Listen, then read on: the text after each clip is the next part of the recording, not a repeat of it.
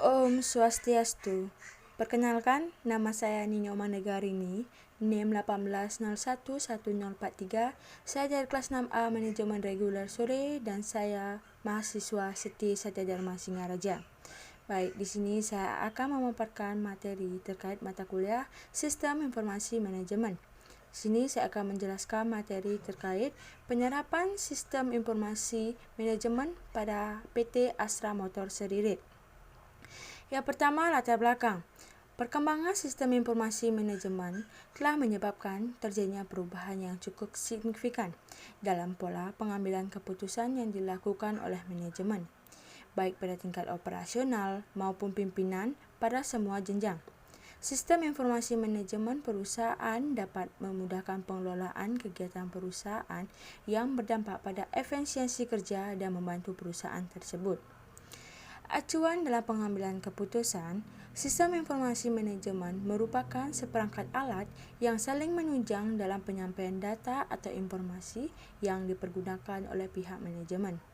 Sistem informasi manajemen berbasis web memungkinkan untuk menjawab tantangan tersebut. Hal ini merupakan bagian dari nilai lebih suatu sistem informasi manajemen berbasis web dibandingkan dengan informasi yang ada, belum terimplementasi dan dikelola dengan satu kesatuan di sebuah program ataupun aplikasi. Di sini ada 7 poin yang dapat dijelaskan. Yang pertama yaitu pengertian sistem informasi manajemen, yang kedua penyerapan sistem informasi manajemen, yang ketiga manfaat sistem informasi manajemen, keempat, peranan sistem informasi manajemen dalam pengambilan keputusan. Kelima, jenis-jenis pengambilan keputusan. Keenam, faktor-faktor yang mempengaruhi pengambilan keputusan. Dan yang terakhir, penyerapan sistem informasi manajemen pada PT Astra Motor Seririt. Selanjutnya, pengertian sistem informasi manajemen. Sistem informasi manajemen merupakan suatu kumpulan hardware atau perangkat keras dan juga software atau perangkat lunak yang dirancang agar dapat mentransformasi data ke dalam bentuk informasi digital. Pengertian sistem informasi manajemen menurut para ahli. Menurut Muidir Dahajo dalam Agustiandra dan Sabandi tahun 2019, sistem informasi manajemen adalah suatu metode untuk menghasilkan informasi yang tepat waktu bagi manajemen tentang lingkungan. Yang kedua, menurut Stoner dalam Ahmad dan Ristati tahun 2017, sistem informasi manajemen adalah sebuah metode formal untuk menyediakan informasi yang akurat dan tepat waktu bagi manajemen yang diperlukan untuk mempermudah proses pengambilan keputusan dan memungkinkan fungsi-fungsi dari manajemen seperti perancangan, pengendalian, dan operasional organisasi dapat dilaksanakan secara efektif. Yang ketiga, menurut M.C. Leod dalam Agustiandra dan Sabandi tahun 2019, SIM didefinisikan sebagai suatu sistem berbasis komputer yang menyediakan informasi bagi beberapa pemakai dengan kebutuhan serupa. Yang keempat, menurut Hartono dalam Agustiandra dan Sabandi 2019, SIM adalah sebuah sistem yaitu rangkaian yang terorganisasi dari sejumlah bagian atau komponen yang secara bersama-sama berfungsi atau bergerak menghasilkan informasi untuk digunakan dalam manajemen perusahaan. Dari pengertian tersebut dapat disimpulkan bahwa sistem informasi manajemen merupakan sebuah sistem yang menghasilkan informasi yang cepat, akurat, dan terpercaya yang dijadikan landasan atau pedoman dalam melakukan sebuah tindakan atau kegiatan dan dalam pembuatan keputusan. Selanjutnya, penyerapan sistem informasi manajemen. Beberapa contoh konkret penyerapan sistem informasi manajemen adalah sebagai berikut. Yang pertama, Enterprise Resource Planning atau ERP. Sistem ini biasanya digunakan oleh sejumlah perusahaan besar dalam mengelola manajemen dan melakukan pengawasan yang saling terintegrasi terhadap unit bidang kerja keuangan, akunting, sumber daya manusia, pemasaran, operasional, dan pengelolaan persediaan. Yang kedua, Supply Chain Management atau SCM. Sistem ini sangat bermanfaat bagi pihak manajemen di mana data-data yang disajikan terinkriptasi mengenai manajemen suplai bahan baku mulai dari pemasok, produsen, pengecer hingga konsumen akhir. Selanjutnya yang ketiga, Transaction Processing System atau TPS. TPS ini berguna untuk proses data dalam jumlah yang besar dengan transaksi bisnis yang rutin. Program ini biasanya diaplikasikan untuk manajemen gaji dan inventaris. Contohnya adalah aplikasi yang digunakan untuk bantuan keuangan Desa Pemprov Jawa Timur. Selanjutnya yang keempat, Office Automation System atau OAS. Sistem aplikasi ini berguna untuk melancarkan komunikasi antar departemen dalam suatu perusahaan dengan cara mengintegrasikan server-server komputer pada setiap user perusahaan, contohnya seperti email. Yang kelima, Knowledge Work System atau KWS. Sistem informasi KWS ini mengintegrasikan satu pengetahuan baru ke dalam organisasi.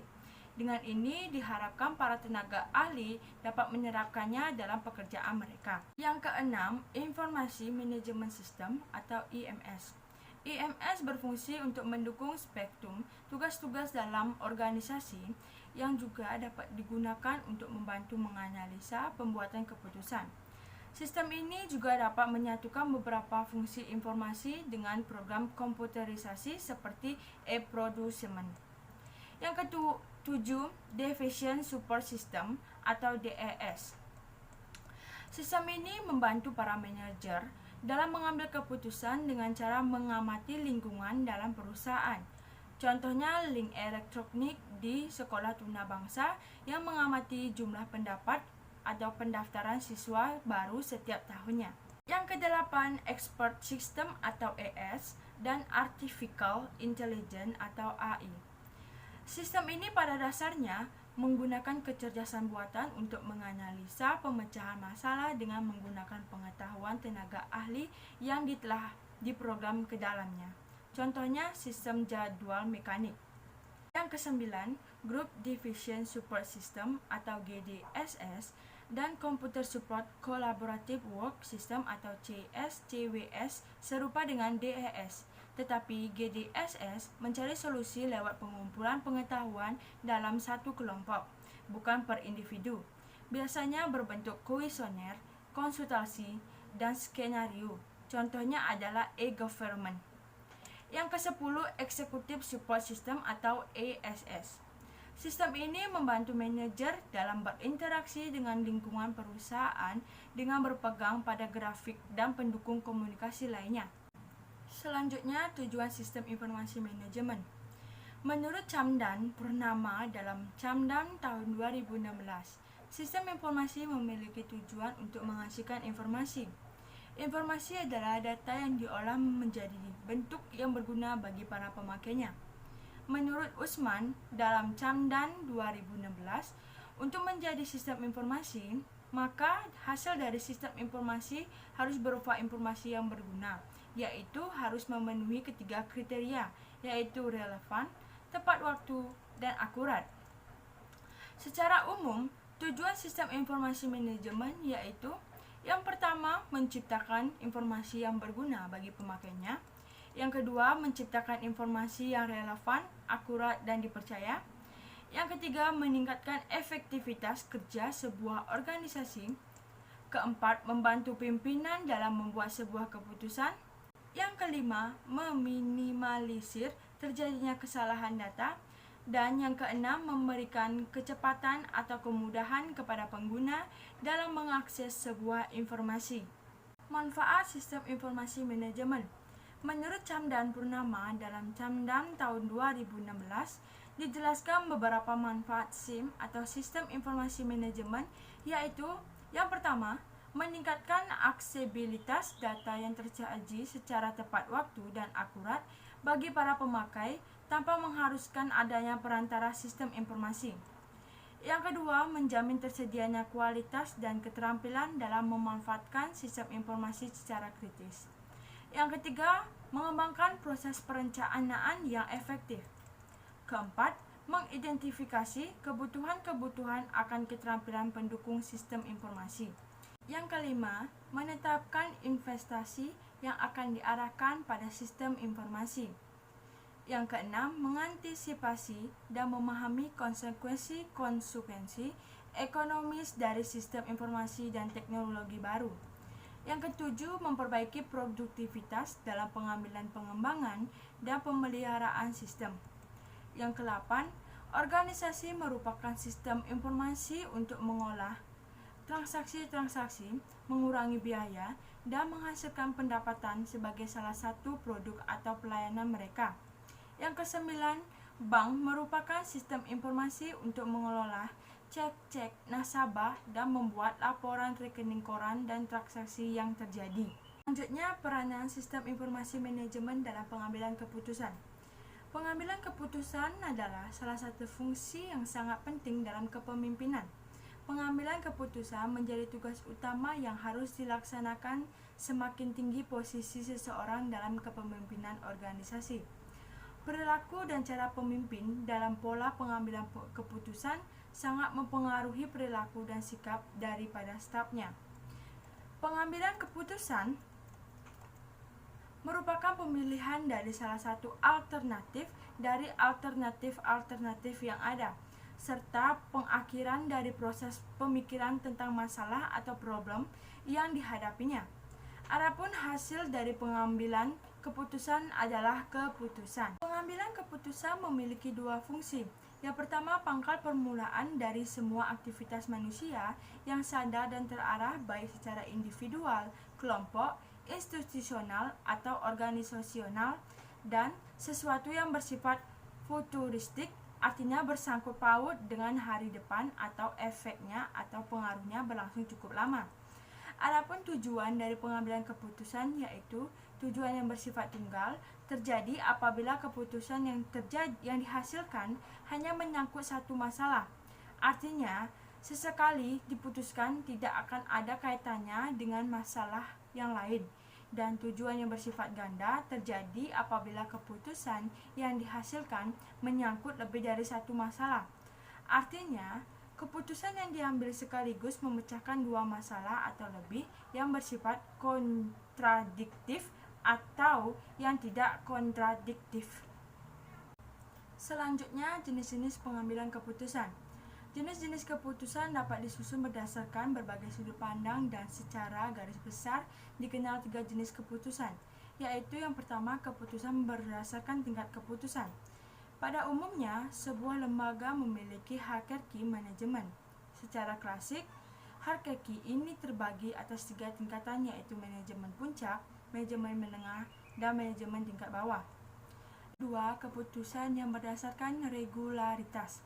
Keputusan dibagi menjadi dua, yaitu pengambilan keputusan terprogram, di mana pengambilan keputusan yang bersifat rutinitas dan berulang-ulang dengan cara penanggulangan telah ditentukan untuk menyelesaikan masalah melalui prosedur atau serangkaian langkah yang berhubungan dengan berurutan yang harus diikuti oleh pengambilan keputusan, aturan yang harus dilakukan dan yang tidak boleh dilakukan oleh pengambil kebijakan.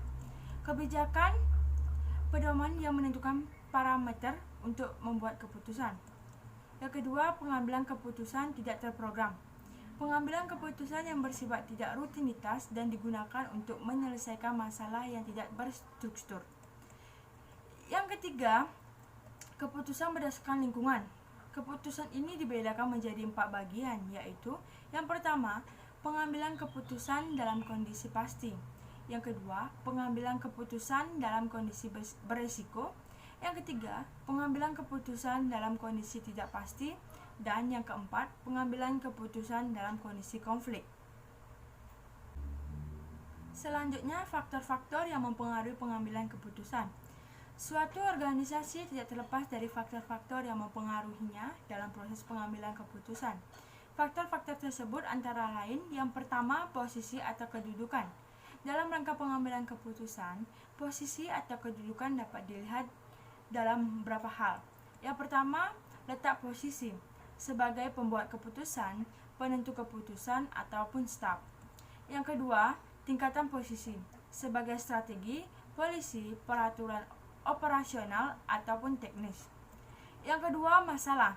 Masalah atau problem adalah yang menjadi penghalang untuk tercapainya tujuan, yang merupakan penyimpangan dari yang diharapkan, direncanakan, dikehendaki, atau harus diselesaikan. Masalah dibagi menjadi dua jenis, yaitu masalah yang berstruktur dan masalah tidak terstruktur. Yang ketiga, situasi. Situasi adalah keseluruhan faktor dalam keadaan yang berkaitan satu sama lain dan yang secara bersama-sama memancarkan pengaruh terhadap kita berserta yang hendak kita perbuat. Yang keempat, kondisi. Kondisi adalah keseluruhan faktor yang secara bersama-sama menentukan daya gerak dan berbuat atau kemampuan kita. Sebagian besar faktor tersebut merupakan sumber daya. Dan yang kelima, tujuan yang hendak dicapai, baik tujuan perseorangan, tujuan unit atau kesatuan, tujuan organisasi maupun tujuan usaha, pada umumnya telah tertentu atau ditentukan. Tujuan yang telah ditentukan dalam pengambilan keputusan merupakan tujuan antara atau objektif. Selanjutnya, penerapan sistem informasi manajemen perancangan sistem pada PT Astra Motor sendiri. Perancangan sistem berfungsi untuk menjadi acuan dalam implementasi dan pengujian sistem ini. Proses perancangan sistem terdiri dari perancangan arsitektur, perancangan komponen, perancangan data, dan perancangan antarmuka. Perancangan arsitektur. Perancangan arsitektur dibagi menjadi dua bagian, yaitu perancangan kelas diagram dan perancangan sequence diagram. Perancangan sequence diagram menjelaskan mengenai visualisasi kegiatan antar objek yang berlangsung di dalam sistem. Semua objek pada sequence diagram didapat berdasarkan hasil analisis kebutuhan yang direalisasikan ke dalam use case diagram dan use case skenario. Selanjutnya, perancangan kelas diagram. Kelas diagram berfungsi sebagai gambaran tentang kelas-kelas yang dibangun pada sistem informasi manajemen PT Astra Motor. Pada kelas diagram juga digambarkan hubungan antar kelas dalam proses pembangunannya. Perancangan kelas diagram terdiri dari kelas controller dan kelas model. Dari perancangan kelas diagram akan dijelaskan mengenai atribut-atribut dan operasi yang terdapat pada setiap kelas. Selanjutnya, perancangan data. Perancangan data dari sistem digambarkan dengan sebuah konseptual data model atau CDM. CDM digunakan sebagai pemodelan data pembangunan dari sistem informasi manajemen PT Astra Motor. Dengan lebih detail dan lengkap, pemodelan ini disertai hubungan antar identitas, nama tabel, dan nama kolom. Selanjutnya, perancangan komponen. Perancangan komponen menjelaskan tentang algoritma yang digunakan dalam sebuah komponen pembangunan pada sistem informasi manajemen Astra Motor. Selanjutnya, perancangan antarmuka. Tahap perancangan antarmuka merupakan tahap di mana membuat mock-up atau tampilan perancangan halaman antarmuka sistem yang nantinya dibuat. Mock-up berfungsi sebagai cetak biru atau blueprint untuk memudahkan nantinya pada tahap implementasi sistem. Selanjutnya, penyerapan sistem informasi manajemen implementasi pada PT Astra Motor sendiri. Implementasi sistem terdiri dari implementasi arsitektur, implementasi komponen, implementasi data, dan implementasi antarmuka. Implementasi antarmuka merupakan hasil dari perancangan antarmuka yang sebelumnya telah dibuat. Dalam membangun implementasi antarmuka, peneliti menggunakan HTML, CSS, JavaScript, dan Bootstrap sesuai dengan perancangan yang sebelumnya dibuat. Selanjutnya, penyerapan sistem informasi manajemen pengujian pada PT Astra Motor sendiri. Pengujian dilakukan setelah tahap implementasi untuk menemukan kesalahan, bug, atau error yang terjadi pada perangkat lunak. Menguji kelengkapan sistem sudah sesuai dengan analisis kebutuhan dan perancangan yang telah dibuat. Pengujian terdiri dari dua metode, yaitu metode white box testing dan metode black box testing.